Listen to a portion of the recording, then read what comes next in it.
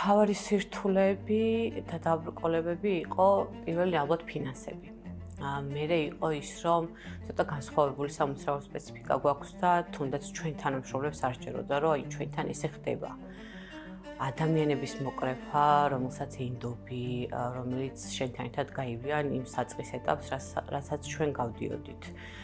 და ეს იყო ყველაზე დიდი პრობლემა ჩვენთვის, საკუთარ თავთან ბრძოლა, რომ სწორ ნაბიჯებს ვდგავთ, რომ ყველაფერი გამოგვივა, ფიქრი, რამდენად სწორად აკეთებ ამ ყველაფერს და რთული იყო ამ ყველაფერზე ფსიქოლოგიურად მუშაობა და შემდეგ უკვე მორგება, რომ შენია, უნდა ისე წამართო, რომ ყველაფერი სწორად იყოს და აი ეს სირთულე ალბათ დღესაც თან მომსდევს, რომ აი ხო სწორად ვაკეთებ, ხო სწორია ჩემი ნაბიჯები, მაგრამ ნელ-ნელა ვწმუნდები იმაში, რომ ყველაფერი იდეალურად არის და იქნება კიდევ მომავალში.